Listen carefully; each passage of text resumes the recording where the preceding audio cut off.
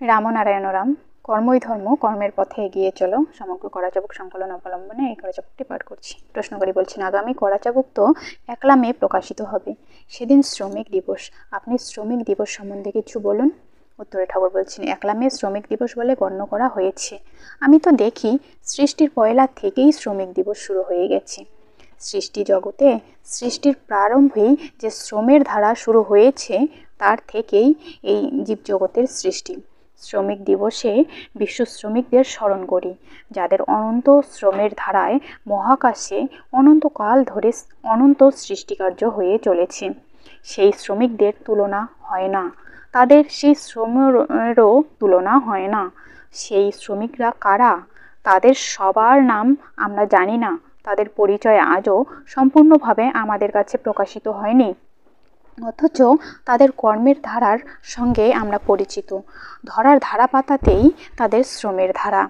কত কোটি কোটি বছর ধরে এই আকাশের বুকে চন্দ্র, সূর্য, গ্রহ, নক্ষত্র, ক্ষিতি, অবতেজ, মরুত, অরুণ, বরুণ, পবন, বসুমতী এবং আরও কত অজানা, অচেনা, অনাবিষ্কৃত কর্মী শ্রম দান করে সৃষ্টিকাজ চালিয়ে যাচ্ছে। তাদের কথা কে স্মরণ করে? তারা কার ইঙ্গিতে, কিসের প্রেরণায়, কোন স্বার্থে এ কাজ করে যাচ্ছে? তারা তো নিজেদের স্বার্থে এ কাজ করছে না। যতই তাদের কর্মধারার বিশ্লেষণ করবে, ততই তাদের সমতার দান উপলব্ধি করতে পারবে। মাথার উপর তাকিয়ে দেখো, সূর্য সারাদিন ব্যাপী তাপদান করে যাচ্ছে। উদয় থেকে অস্ত পর্যন্ত চন্দ্র তার স্নিগ্ধ আলো ছড়িয়ে যাচ্ছে। সর্বজীবকে বাঁচিয়ে রাখার জন্য পবন দিন রাত অক্লান্তভাবে কাজ করে যাচ্ছে। জল আপন মনে আপন সুরে বয়ে চলেছে, আকাশে বাতাসে মাটিতে সর্বত্র তারা সেবা করে চলেছে। তাদের সেই সেবা কর্মেই ছিল বেদের যুগে সবার দৃষ্টান্ত। বেদের যুগের কর্মীরা আকাশ পানে তাকিয়ে নিরীক্ষণ করত। ওদের মধ্যে তো কোনো বিবাদ নেই, বিচ্ছেদ নেই, নেই কোনো কলহ কোলাহল। তারা সবাই কেমন মিলেমিশে একে অন্যের সাহায্য সহযোগিতায় কি সুন্দরভাবে কাজ করে চলেছে। ওরা যেমন আকাশের বুকে থেকে সমধারায় কাজ করে যাচ্ছে, আমরাও তেমনি মাটির বুকে থেকে তাদের মতন সেই ধারায় কাজ করে যাই। এই কথা চিন্তা করে সেই মহাকাশের কর্মীদের আদর্শে, তাদের প্রেরণায় অনুপ্রাণিত হয়ে বেদের যুগের মুনি ঋষিরা কর্মের ধারায় এগিয়ে গিয়েছিল এবং সমাজের সকলকে সমসুরে সমতালে এগিয়ে যেতে নির্দেশ দিয়েছিল। মহাকাশের মহান শ্রমিকদের শ্রমের দানে যে সমতার ধারা আমরা উপলব্ধি করছি, তার জন্যই তারা আমাদের কাছে নমস্য প্রণম্য। দান করে যে, সেই তো দেবতা। তাই বেদের যুগে এদের দেবতা আখ্যা দেওয়া হয়েছিল। দেবতা বলে শ্রদ্ধা, সম্মান জ্ঞাপন ও পূজার বিধি ছিল। তাদের আদর্শ বাস্তব জীবনের কর্মের পথে একটি চরম দৃষ্টান্ত। বেদের যুগে যারা কর্ম ও শ্রমের পূজারী, তারা যাতে দৈনন্দিন জীবনে এদের দৃষ্টান্ত স্মরণে রেখে এদের আদর্শে চলার পথ বেছে নিতে পারে, তার ওই জন্য মনে হয় এইসব গ্রহ, নক্ষত্র, প্রাকৃতিক বস্তুর মূর্তি ও পূজার প্রচলন হয়েছিল। আরও পরবর্তীকালে যাদের সব দেবতা আখ্যা দেওয়া হয়েছে, যেমন শিব, দুর্গা, কালী, কৃষ্ণ, রাম ইত্যাদি, এরাও ছিলেন মহাকর্মী। তারা সমাজকে ঢেলে সাজাবার জন্য আপ্রাণ চেষ্টা করে গেছেন। তাদের কর্মের দ্বারাই তারা সমাজকে অসুরের কবল থেকে উদ্ধার করে, দানবদের অত্যাচার থেকে মুক্ত করে, রাক্ষসদের শোষণ থেকে রক্ষা করে কর্মীদের হাতে তুলে দিয়েছিলেন। তাদের এই মহাদানের জন্যই সেই যুগে তারা দেবতা রূপে ঘরে ঘরে বরেণ্য হয়েছিলেন এবং আজও তারা দেবতা বলে গণ্য হয়ে আছেন। আমরা যেসব শ্রমিকদের কথা, সেই সব কর্মীদের দৃষ্টান্ত ভুলে গেছি, তাদের আদর্শ থেকে চ্যুত হয়ে পড়েছি। তাই আজ আমাদের সমাজে এত বৈষম্য, এত দল, এত সম্প্রদায়। যে মহান উদ্দেশ্যে সেই সব কর্মীদের মূর্তি ও পূজার বিধি প্রচলন হয়েছিল, শোষণকারীরা নিজেদের স্বার্থ সিদ্ধির জন্য, আধিপত্য বিস্তারের জন্য আর নিজেদের আসন ঠিক রাখার জন্য সেই মহান দৃষ্টান্তকে বিকৃত করে নিজেদের সুবিধার্থে ব্যাখ্যা করে শোষণের কারখানা খুলে বসল। সেই সব শোষণের কারখানায় আজ চলছে। ধর্মের নামে ব্যবসা আর ব্যবসার নামে অধর্ম। ওই শোষণের কারখানাগুলো চুরমার করে দেওয়া দরকার। প্রকৃত কর্ম ভুলে গিয়ে সেখানে চলেছে ধর্মের নামে তাণ্ডব লীলা। এই সব শোষণের কারখানার মালিকরাই পরগাছার মতো শ্রমিকদের রক্ত শোষণ করে শ্রমিকদের কঙ্কাল নিয়ে ব্যবসা শুরু করেছে। কত রকম অত্যাচার যে তারা চালিয়ে যাচ্ছে ভাষায় ব্যক্ত করা যায় না। কতটুকুই বা তাদের প্রয়োজন সেটুকুও তাদের দেওয়া হচ্ছে না, অথচ তাদের দহন করেই চলেছে। এর চেয়ে অধর্ম আর কি থাকতে পারে? তাদের রক্ত শোষণ করে বিলাসের দ্রব্য তৈরি হচ্ছে, তাদের কঙ্কালগুলো বিক্রি করে নাচঘর বানানো হচ্ছে, বাগান বাড়ি সাজানো হচ্ছে। এর চেয়ে অপরাধ আর কি আছে? বেদের যুগে ছিল শ্রেণীহীন সমাজ, আর আজ সেই পরগাছাড়া দল আর সম্প্রদায় সৃষ্টি করে শ্রেণীহীন সমাজের অন্তরায় হয়ে দাঁড়িয়েছে। বেদের যুগে, সাম্যবাদের যুগে সবাই ছিল কর্মী। প্রকৃতির কর্মের ধারা অনুসরণ করে তারা তাদের জীবনের ধারা পরিচালিত করত। কর্মই ছিল তাদের ধর্ম। আর এখন কর্মকে বাদ দিয়ে ধর্মকে প্রতিষ্ঠা করা হচ্ছে কল্পনার উপর। তাই সবার সামনে জাগছে দ্বিধা, দ্বন্দ্ব, কর্মে অনুৎসাহ, ধর্মে বিতৃষ্ণা। এর মূলে আছে তথাকথিত সাধু, গুরু, মহান অবতাররা আর মজুদদার, মুনাফাদার কালো বাজারিরা, যারা শোষণের কারখানার মালিক হয়ে সাধারণের রস নিংড়ে নিজেদের গদি ঠিক রাখছে। আজ পৃথিবীর সকল শ্রমিকদের কাছে এটাই আমার আবেদন, তারা বিশ্ব শ্রমিকদের আদর্শে নিজেদের একত্রিত করে তুলুক। তাদের প্রেরণায় অনুপ্রাণিত হয়ে এই বৈষম্যের বাঁধ ভেঙে সবাইকে যাতে এক আসনে আনা যায় তার ব্যবস্থা করুক। কেউ যেন প্রতারিত না হয়, কেউ যেন প্রতারণা না করে, তবেই তারা পারবে দেশে বিপ্লব আনতে। বেদ শ্রমিকদের শ্রেষ্ঠ স্থান দিয়ে গেছে, সেই শ্রেষ্ঠ স্থানের মর্যাদা যেন তারা রাখে। সবাই এক হয়ে, একত্রিত হয়ে শোষক গোষ্ঠীকে সরিয়ে দিক। কর্মভিত্তিক ধর্মের এটাই হলো গোড়ার কথা। 1 মেতে মে বিপ্লব শুরু হয়েছিল। আমি চাই সেই বিপ্লব সব দিবসেই চলতে থাক। সমাজকে গড়ার, দেশকে গড়ার, জাতিকে গড়ার গড়ে তোলার বিপ্লব প্রতিদিন, প্রতি মুহূর্তে চলতে থাকুক। শ্রমিক বলতে আমি শুধু কলকারখানার শ্রমিকদের কথাই চিন্তা করছি না। যারা শ্রমে আছেন তারাই শ্রমিক। জগতে কম বেশি সবাই শ্রমিক। কর্মী মাত্রই শ্রমিক।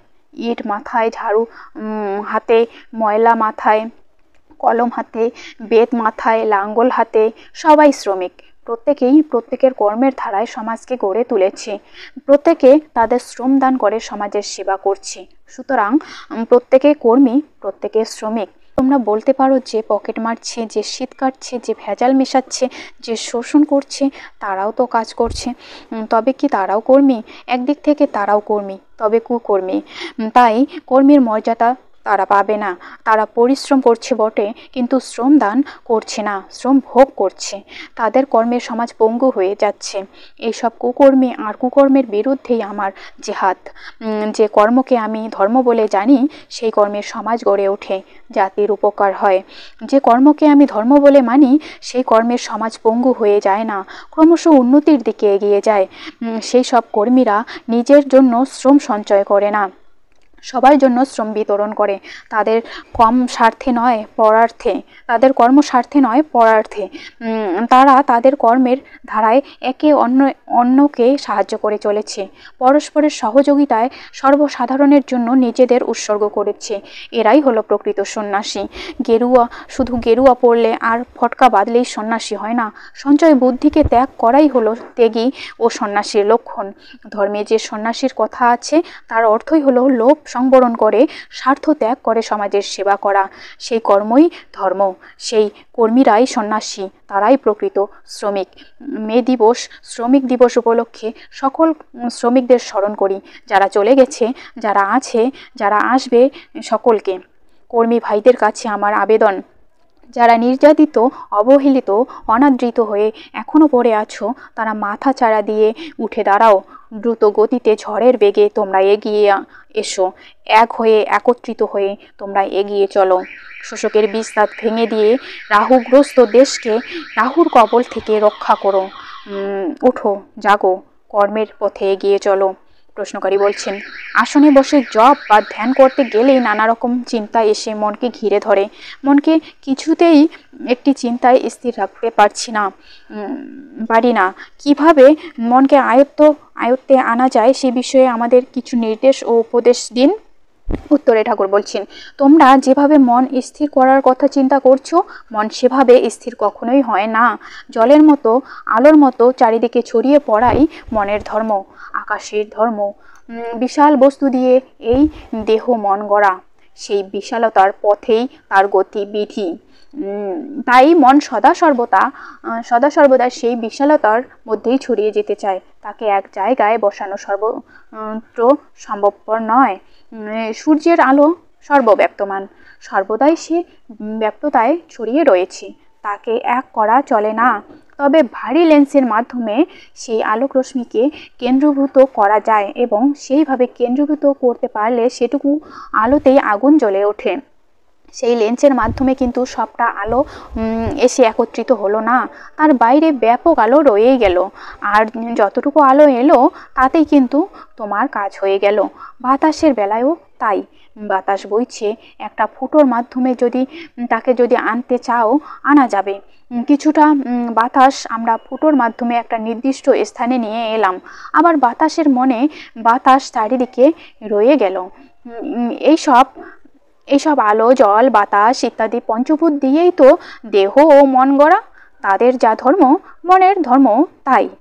তাদের সবটুকুকে যদি এক জায়গায় আনা না যায়, মনকেই বা কি করে এক জায়গায় আনা যাবে? কি করে সে স্থির থাকবে? পূর্বেই তো বলেছি, বিশাল আকারে থাকাই তার স্বভাব বা প্রকৃতি। তবে যতটুকু তোমার প্রয়োজন সেইটুকুই সে স্থির থাকবে, সেইটুকুই তুমি তোমার কাজে লাগাতে পারবে। তোমার দেহের যে কোনো নির্দিষ্ট স্থানে শক্তিশালী লেন্সের মতো মনকে রেখে যে কোনো বৃহৎ কাজে লাগাতে পারবে। সূর্যের আলোর মতো, বাতাসের মতো, জলের মতো মনের দিক থেকেও ঠিক সেইভাবে সাড়া পাবে। এটা বাস্তব সত্য। সবটা আলো, বাতাস, জল কেউ কখনো টেনে আনতে পারে না। তবে যে যত বেশি বাতাস বা জল বা আলোর দিকটা টেনে আনার ব্যবস্থা করবে, সে তত বেশি ফল পাবে। মনের দিক থেকেও ঠিক তাই। সবটা মন কেন্দ্রীভূত হবে না, তবে যত বেশি টানবে তত বেশি তার থেকে কাজ পাবে। তোমাদের অনেকেরই জিজ্ঞাসা, মনকে এক চিন্তায় টানতে গেলে হাজার চিন্তায় এসে যাচ্ছে, এটা আসছে কেন বা আসবে কেন? এর জন্য দুশ্চিন্তা বা হতাশার কোনো কারণ নেই। হাজার চিন্তা আসতে পারে, কারণ আকাশে হাজার বস্তু বিরাজমান। সেই হাজার বস্তুতে ভরা আকাশেই আমাদের মনের সৃষ্টি। বিশালতার স্রোত তাতে বয়ে যাবেই। হাজার চিন্তা তার ভেতর খেলতে থাকবে, এটাই স্বাভাবিক। তাতে মনে করবে না তোমার টেনে আনার দিকটা বা কাজে বসানোর দিকটা কমতি হয়ে যাবে। বিশ্বের বিষয়বস্তু দিয়েই তো এই দেহ মন গড়া। সেই মন বিশ্বব্যাপী বইতে থাকবে। যেরকম বীজ সেরকম গাছ হবে তো। বিশাল বীজ থেকে তৈরি মন বিশাল আকার ধারণ করাই ওর রীতি। এটা পাথরের ঢিপি নয় যে এক জায়গায় স্থির করে বসিয়ে রাখা হবে। তরঙ্গের মতো যা সদা প্রবাহমান, তাকে ধরে রাখা খুব কঠিন। তার থেকে টেনে এনে যতটা কাজে লাগানো যায় ততটুকুই লাগানো উচিত। ঠিক মতো কাজে লাগাতে পারলে তাতেই ফল পাবে।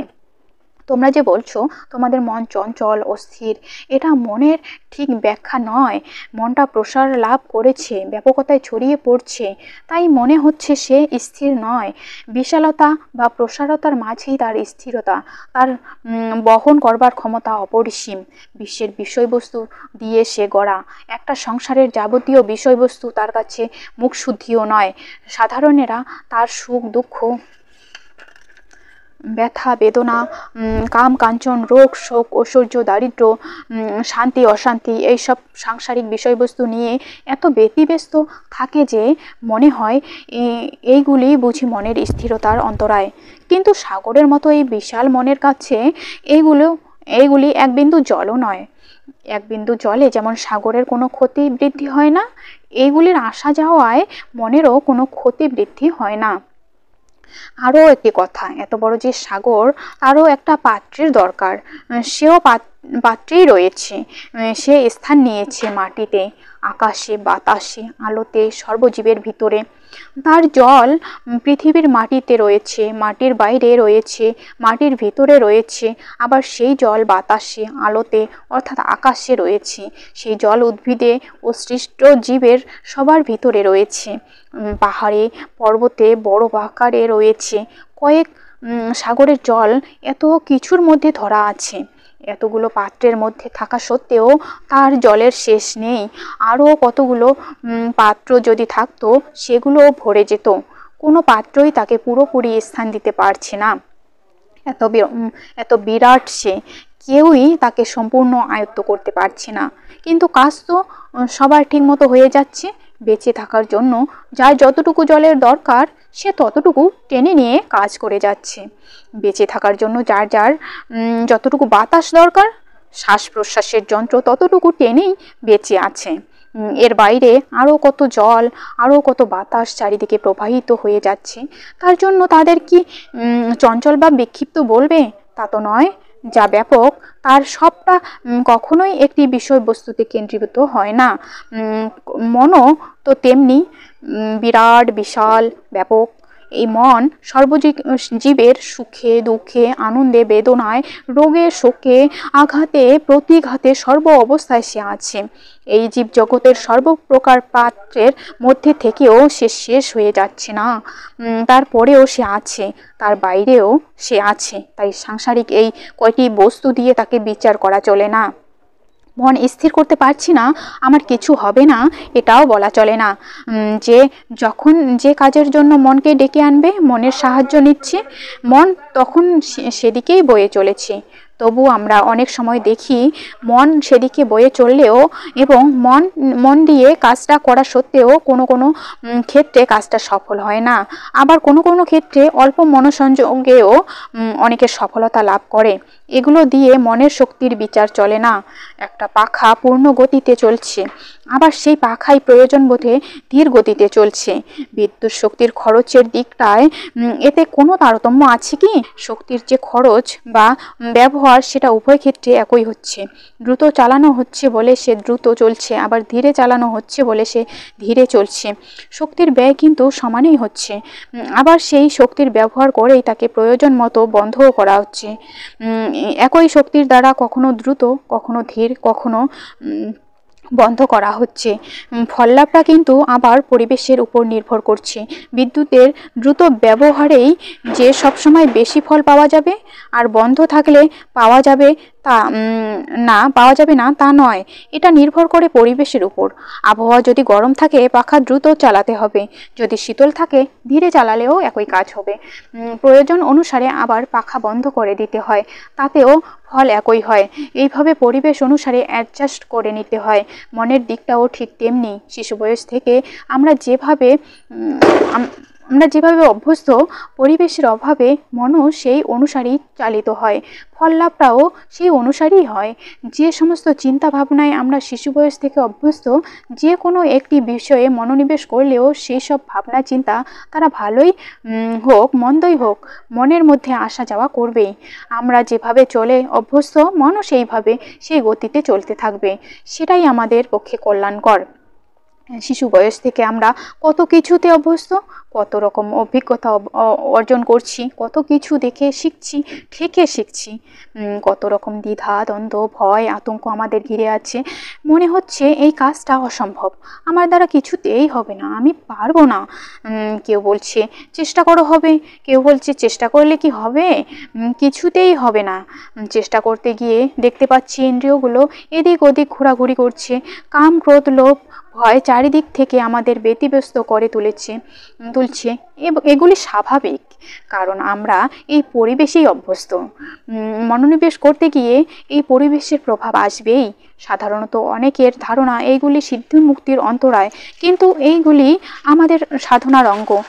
যেমন দুর্গাপূজায় দেবীর মহাস্নানের কত রকমের দ্রব্যের প্রয়োজন হয়, পঞ্চগব্য থেকে শুরু করে উষ্ণোদক, শীতলোদক, গঙ্গোদক, শিশিরোদক, শেষ পর্যন্ত বেশ্যাগৃহ, দ্বারমৃত্তিকা, শতাধিক দ্রব্য দিয়ে দর্পণ স্নান করানো হয়। গৃহকর্তা যার বাড়িতে দুর্গাপূজা তিনি সেই সব সংগ্রহ করতেই ব্যতিব্যস্ত। সারাদিন ধরে সমস্ত কিছু সংগ্রহের পর সন্ধ্যায় তিনি চললেন বেশ্যাদার মৃত্তিকা সংগ্রহ করতে বেশ্যাপল্লীতে। এদিকে গ্রামের সর্বত্র রটে গেল অমুক বাবু বেশ্যালয়ে গেছেন। যে যাই বলুক, এ সমস্ত চিন্তা তো তার একটা চিন্তাকে কেন্দ্র করেই হচ্ছে। একটা কাজ সুষ্ঠুভাবে করতে গিয়ে কত দিকে তার চিন্তা ভাবনা ছড়িয়ে পড়ছে। এইসব চিন্তা তার মূল চিন্তার অন্তরায় নয়, বরং তার সহায়ক। সেই রকম একটি চিন্তাকে কেন্দ্র করে মনের শত চিন্তার আনাগোনা হবেই। তাতে হবে না, হচ্ছে না, হলো না, এসব মনে না আনাই ভালো। বরং এই যে আমি পারবো না, এ কাজ অসম্ভব, আমার দ্বারা কিছু হবে না, এই চিন্তাগুলো যদি সারাক্ষণ বুদবুদের মতো উঠতে থাকে আর কীর্তনের সুরে চলতে থাকে, তবে মনের গতি সেই দিকেই চলতে থাকবে। কারণ আগেই বলেছি, যে দিকে বিদ্যুৎ শক্তিকে চালাবে সেই দিকেই সে চলবে। শিশু বয়স থেকে হচ্ছে না, হবে না নিয়ে নাড়াচাড়া করতে করতে সেগুলোই চেপে বসে। যত বেশি তার উপর জোর দেওয়া হবে, তাদের নাচানাচির জোর তত বেশি বেড়ে উঠবে। বৃক্ষ রোপণ করলে বিষ ফলেই হবে। তখন হচ্ছে না, হবে না, হলো না আর নাচানাচির ফলে যে গাছ বেড়ে উঠছে, তাতে আর কি ফুল ফল ধরবে? হতাশা, নিরাশা, নিরুৎসাহ, সব কিছুতে অনীহা, জীবনে বীতস্পৃহা, এই তো সে গাছের ফল। শিউলি ফুলের মতো এইসব ফুলেই সে গাছ ভর্তি হয়ে আছে। ঝাড়া দিলে হতে পারে না, হলো না, অসম্ভব, এইগুলিই পড়তে থাকে। আমরা যেভাবে টানছি, ফল সেভাবেই পাচ্ছি। সুতরাং হতাশা, নিরাশার কথা চিন্তা না করে বিপরীত ধারায় মনকে টেনে নিয়ে যাও। হবেই, অসম্ভব বলে কিছু নেই। সফলতা অনিবার্য, কোনো অবস্থাতেই বিচলিত হবে না। এই সব ধারায় মনকে টেনে নাও, দেখবে যে কোনো কাজ করো সফলতা আসবেই। কাম, ক্রোধ, লোভ এসব দেহের অঙ্গ। ক্ষুধা, তৃষ্ণার মতো এগুলিও তাদের চাহিদা নিয়ে আসা যাওয়া করবেই। ও নিয়ে আমাদের মাথা ঘামানোর প্রয়োজন নেই। আমি আমার মনকে যেভাবে কাজে লাগাবো, মন সেভাবেই দানা বেঁধে উঠবে। যেভাবে গাছের পরিচর্যা করব, আমার গাছ সেভাবেই বেড়ে উঠতে বাধ্য। তখন সেই গাছ ধরে নাড়া দিলে সেভাবেই ফলবে। হবেই, আজ না হোক কাল হবে, অসম্ভব বলে কিছু নেই। এগুলি সে গাছের ফল। আমরা ভুলে যাই যে এখানকার কৃতকর্মের ও সেই ফলাফলের জন্য আমরাই প্রধানত দায়ী, এবং এখানকার পরিবেশও অনেকখানি দায়ী। পরিবেশ অনুযায়ী যেদিকে চর্চা করবে, ফল লাভও তার সেই রকমই হবে। দেশের একজন লোকের কথা মনে পড়ছে। সে সব সময় তোতলার অভিনয় করছে। তার সঙ্গে আর একজন ছিল নাটুকে। যে যার দিকেই তাকায় তাকেই চোখ মারে। নানা জায়গায় তারা এই অভিনয় করতে করতে এমনই অবস্থা হয়ে গেল যে স্বাভাবিক অবস্থাতেও তারা একজন তোতলায় আর একজন চোখ টিপে। এটাই তাদের মুদ্রা দোষে দাঁড়িয়ে গেল। একদিন রাস্তায় এক মেম সাহেবের দিকে চোখ পড়তেই সে চোখ মেরে বসে। মেম সাহেব তো রেগে আগুন। তখন ব্রিটিশ আমল। মেম সাহেব লোকটিকে চড় মেরে থানায় নিয়ে তার নামে ডায়েরি করে দিল। সেই ব্যক্তি থানার দারোগাকে অনেক অনুনয় বিনয় করে বলে, আপনি খোঁজ নিয়ে দেখুন, অভিনয় করতে করতে এটাই আমার মুদ্রা দোষে দাঁড়িয়ে গেছে। দারোগার দিকে তাকিয়ে দুই একবার চোখ টিপল সে। দারোগা তখন বুঝল সত্যি এটা তার অভ্যাসের ফল। যেভাবে যে বিষয় নিয়ে চর্চা করবে, সে সেইভাবে সেই ধারায় সফলতার সুর খুঁজে পাবে এবং সেই বিষয়ে সফলতা অর্জন করবে। এটাই প্রকৃতির নিয়ম। তবে কর্মের সফলতার জন্য মনের দৃঢ়তা ও আত্মবিশ্বাস একান্ত প্রয়োজন। হওয়ার জন্যই আমরা এই আত্মবিশ্বাস, এবং যতক্ষণ না হচ্ছে ততক্ষণ ছাড়ব না, এই নিষ্ঠা ও অধ্যাবসায়টুকু থাকা বাঞ্ছনীয়। ওটাই লেন্সের কাজ করছে। এটা থাকলে তবেই মনের গতি লেন্সের মাধ্যমে এসে সফলতার রূপ নেবে। প্রশ্নকারী বলছেন, এই পৃথিবীতে যারা সিদ্ধি, মুক্তি, নির্বাণের পথে গিয়েছেন, তারা তো সকলেই কঠোর সাধনার দ্বারা মনকে বশীভূত করেই অগ্রসর হয়েছেন। বইতে পড়েছি এবং অনেকের মুখেই শুনেছি। এ পথেই অনেক সাধু মহানদের দেবদর্শন হয়েছে। আমাদের তবে কোনো রকম অনুভূতি বা দেবদর্শন হচ্ছে না কেন? উত্তরে ঠাকুর বলছেন, আমি তোমাদের বারবার বলেছি, আবারও বলছি, দর্শন, সিদ্ধি, মুক্তি এইসব ব্যাপারগুলি আমি প্রথমেই এখানে আনতে চাই না। এগুলি নিয়ে প্রথমেই চিন্তা করলে খেই হারিয়ে ফেলতে হয়। প্রত্যক্ষতার অভাবে বাস্তব সত্যতার দিক থেকে এগুলোকে মেলানো যায় না।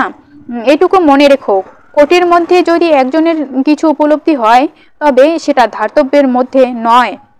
এগুলির সত্যতা যখন সবাই উপলব্ধি করবে তখনই তা সত্য বলে গ্রহণীয় হবে।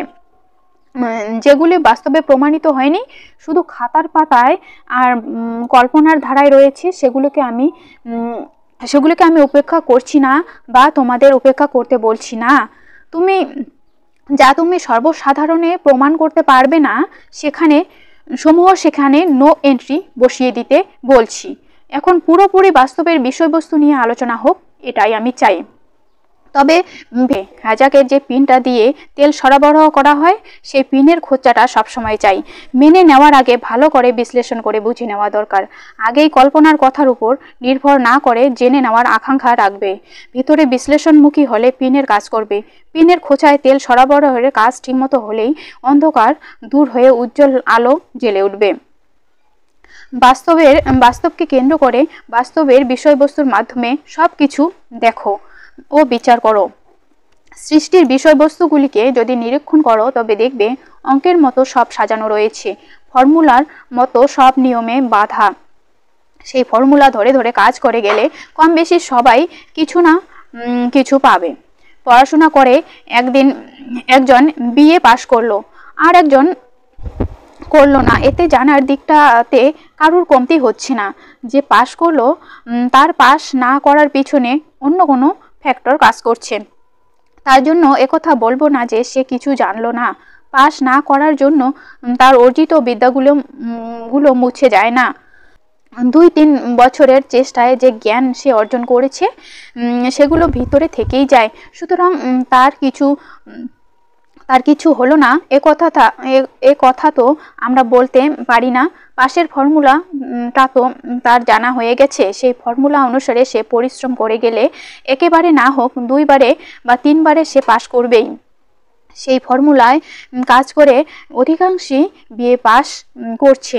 আজ পর্যন্ত দর্শন, সিদ্ধি, মুক্তির কোনো ফর্মুলা বেরিয়েছে কি যে ফর্মুলা অবলম্বন করে অগ্রসর হলে সফলতা অর্জন করা যায়?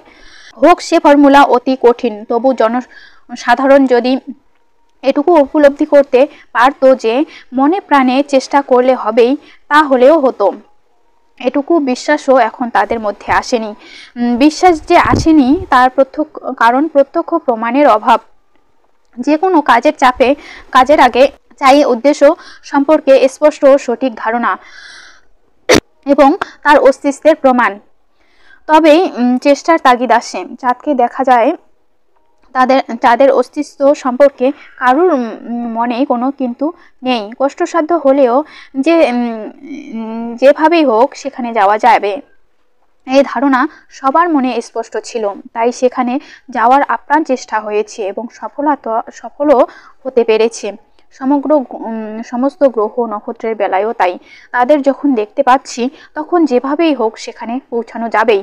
কিভাবে পৌঁছানো যাবে জানি না, চেষ্টা করে দেখি কিভাবে যাওয়া যায় তার অস্তিত্ব সম্বন্ধে সঠিক ধারণা নেই। সে বেলায় কিন্তু সেই চেষ্টার তাগিদটা আন্তরিকভাবে আসবে না।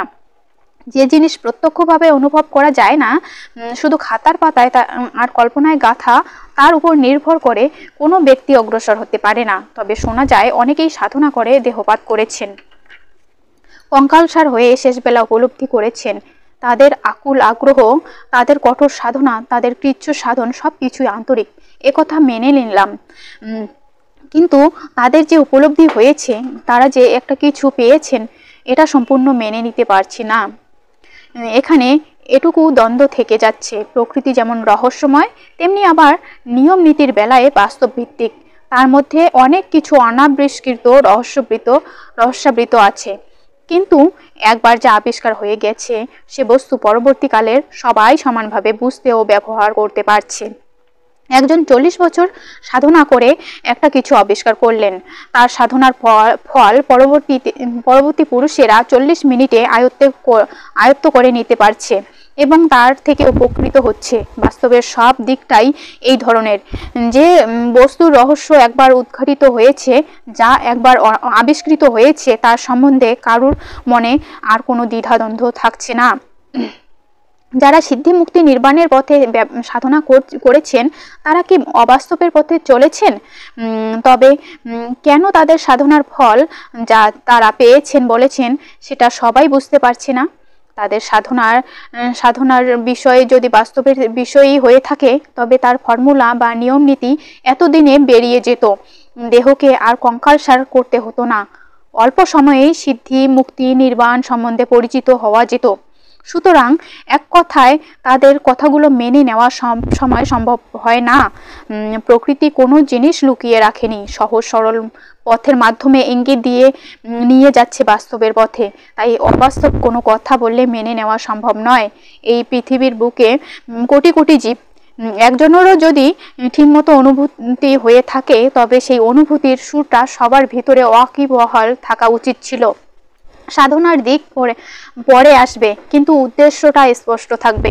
আমি বলছি না তারা কিছু পাননি, তবে যতক্ষণ পর্যন্ত তা সবাইয়ের মধ্যে না আসছে মেনে নিতে পারছি না। আজকের মানুষ সেখানেই ধাক্কা খাচ্ছে, বিভ্রান্ত হচ্ছে। তারা হারা উদ্দেশ্যে কাউকে ঠেলে দেওয়া আমি অপরাধ মনে করি, অথচ এ পথে সহজ সরল মানুষ অনেকেই বিভ্রান্ত হচ্ছে। নির্দিষ্ট পথে অগ্রসর হয়েও যখন তারা কিছু পাচ্ছে না তখন তাদের বোঝানো হচ্ছে যে এখনো তাদের কামভাব যায়নি, এখনো তারা ষড়রিপু ত্যাগ করতে পারেনি, তাই তাদের হচ্ছে না। এসব কথাই সহজ সরল মানুষেরা মেনে নিচ্ছে এবং নিজেদের অসাফল্যের দিকটা সেইভাবে স্বীকার করে নিচ্ছে। এগুলো যদি সে পথের অন্তরায় হয় তবে যে কার হয়েছে সেটাই আমার জিজ্ঞাসা। আজ এত দল, এত সম্প্রদায়, সত্যি যদি আজ অনুভূতি রাজত্বে গিয়ে পৌঁছানো যেত তবে এত দল সম্প্রদায় বিচ্ছেদ থাকতো না। অনুভূতির রাজত্বে গেলে এক সুরেই সবাই থাকতো, দল সম্প্রদায় সেখানেই সৃষ্টি হয়। যেখানে হারা উদ্দেশ্যের পথে গিয়ে হাতে আর কিছু মেলে না, অথচ গদি ও আসন ঠিক রাখতে হয়। এ সম্বন্ধে তো আগে অনেক বলেছি, এখন আর এ নিয়ে আলাপ করতে চাই না, অনেকেই মনে আঘাত পাবে। শুধু এটুকু বলে রাখি, প্রকৃতির সৃষ্টিতে প্রমাণের বাইরে কিছু নেই, অথচ আজ পর্যন্ত এগুলির ক্ষেত্রে অঙ্কের মিলের মতো মিল আমি পাইনি। তাই আমার বিচারের সাথে এগুলি মেলে না। যদি কখনো মেলে তবে মতের ও পথের পরিবর্তন করব। তোমরাও সেইভাবে বাস্তবের পথে অগ্রসর হও, শুধু ভেতরের বিশ্লেষণের কাঁটাটা ঠিক রাখো। সমাপ্ত এখানেই। রাম নারায়ণ রাম।